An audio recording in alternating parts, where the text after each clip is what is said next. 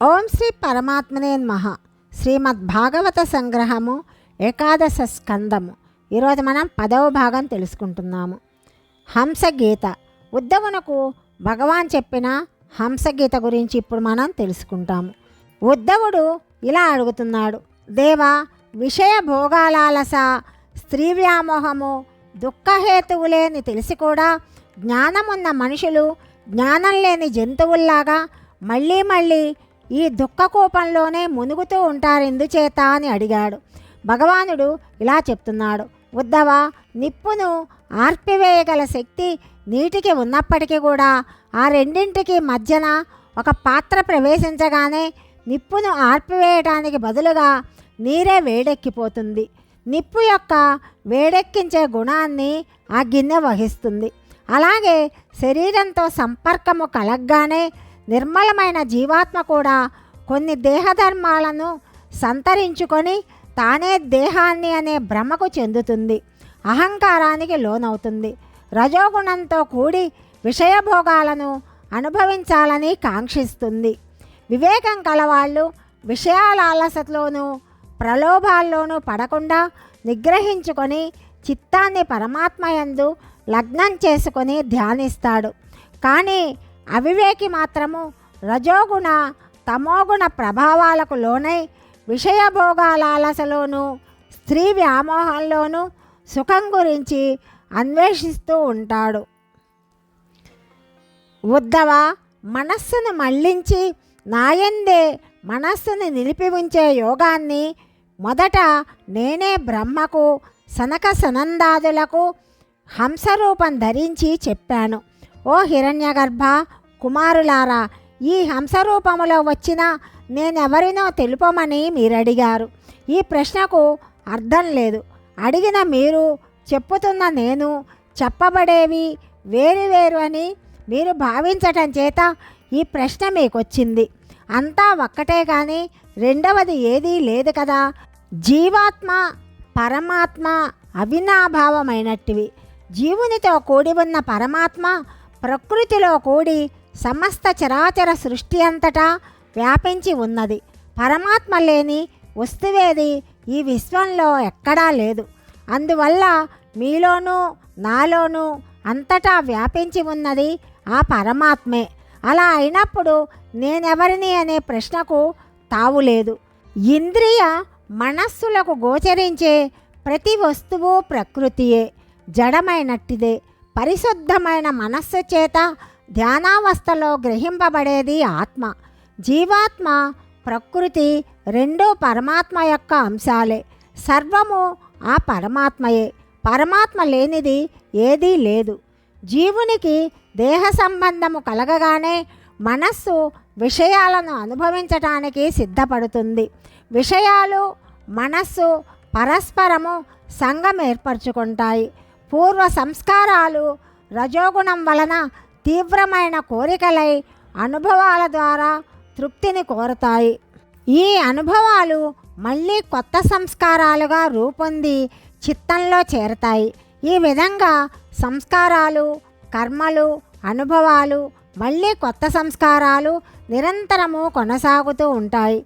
ఈ చక్ర గమనం నుండి బయటపడాలంటే మనస్సును భగవత్ స్వరూప స్మరణతోనూ ధ్యానంలోనూ నియోగించాలి. అప్పుడు మనస్సు విషయాలయందు చెరించడము తగ్గించుకుంటుంది. దానితో పాటు ఆత్మ అనాత్మల యథార్థ తత్వాన్ని గురు బోధ ద్వారా అధ్యయనం ద్వారా తెలుసుకోవాలి. జీవుడు జాగ్రత్త, స్వప్న, సుషుప్తి అవస్థలను సాక్షిగా దర్శిస్తూ ఉంటాడు. ఈ 3 అవస్థలను దాటి 4వది అయిన తురీయ అవస్థలో జీవుడు పరమాత్మతో కలుస్తాడు. ఈ స్థితిలో శరీరానికి సంబంధించిన ఇంద్రియ మనోబుద్ధుల ప్రవృత్తులు, త్రిగుణాల ప్రభావము అన్నీ లయించి ఉంటాయి. సుషుప్తి వంటి స్థితిని సాధన ద్వారా జాగ్రత్త అవస్థలో అనుభూతిని చెంది తురీయ అవస్థకు చేరడము సమాధి అనబడుతుంది. దీనికి దైవానుగ్రహము చాలా అవసరము. సమాధి స్థితిని పొందినవాడు దేహధ్యాస లేనివాడై ఉంటాడు. శరీరము ఏ స్థితిలో ఉన్నా వానికి తెలియదు. అది ఏమి చేస్తున్నా గుర్తించలేడు. ఈ విధంగా దేహ పతనము గురించి ఎదురు చూస్తూ ఉంటాడు.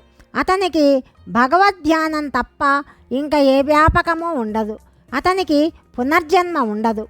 అతడు నాయందే ఉంటాడు. అతని యొక్క అన్ని లౌకిక బంధాలు తొలగిపోతాయి. మనస్సు పనిచేస్తుంటేనే జగత్తు ఉంటుంది.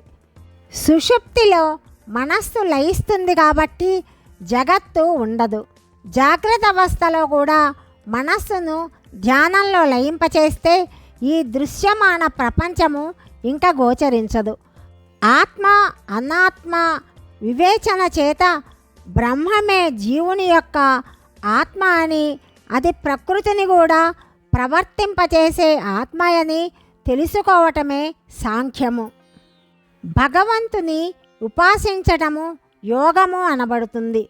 కుమారులారా, నేను హంసరూపములో వచ్చిన యజ్ఞస్వరూపుడనైన విష్ణువును.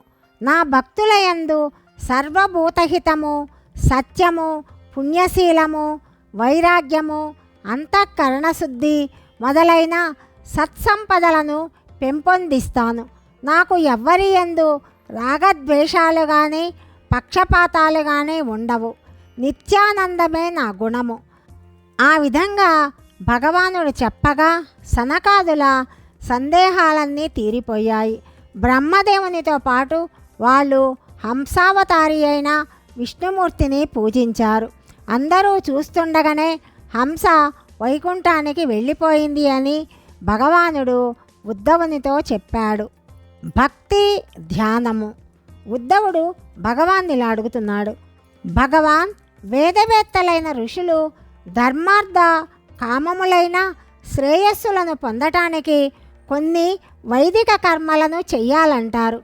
మరి నీ యొక్క బోధ ప్రకారము నీ పాదపద్మాలయందు భక్తి కలిగి ఉంటే చాలు, మోక్షము సిద్ధిస్తుంది కదా.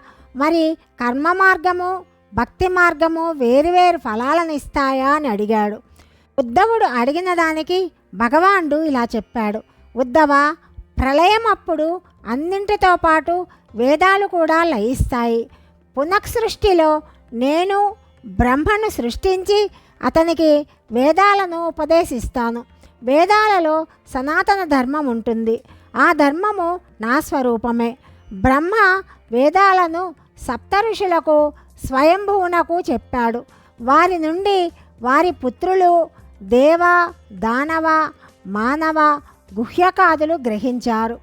త్రిగుణాల ప్రభావము బ్రహ్మాది దేవతల నుండి క్రిమి కీటకాదుల వరకు సకల జీవరాశులపైన ఉంటుంది కాబట్టి వారి వారి స్వభావాలు కోరికలు కూడా విభిన్న రీతుల్లో ఏర్పడతాయి.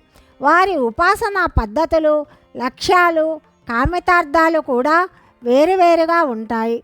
వారి వారి సంస్కారాలకు అనుగుణంగా వారు వేదార్థాలను నిర్వచించి తమకు అనుకూలంగా అన్వయించుకుంటారు. కొంతమంది స్వర్గభోగాల గురించి కర్మక్రతువులు చేస్తారు.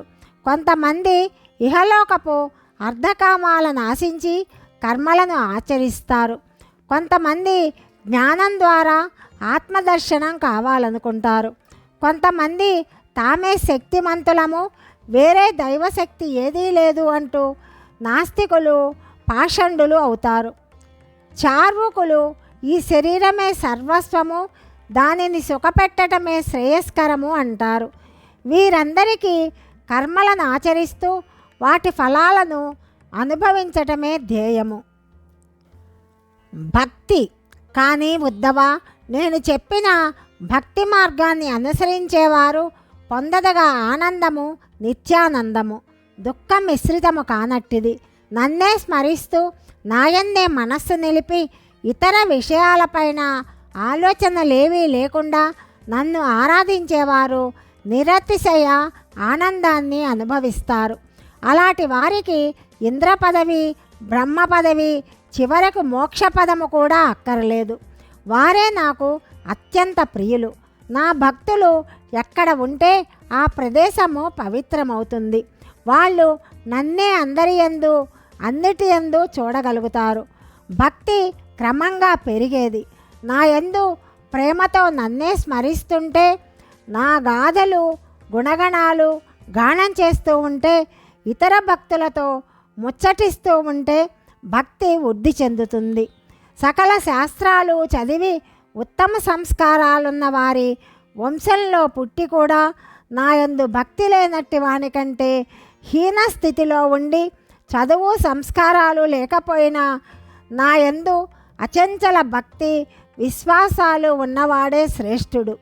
నిజమైన భక్తునకు భగవంతుని నామము వినబడగానే, భగవత్ స్వరూపము కనపడగానే ఒళ్ళు పులకరిస్తుంది, ఆనంద బాష్పాలు కురుస్తాయి, గొంతు గద్గదమవుతుంది, హృదయం ద్రవించి పొంగిపోతుంది, నవ్వు ఏడ్పు రెండూ కలిసి వస్తాయి.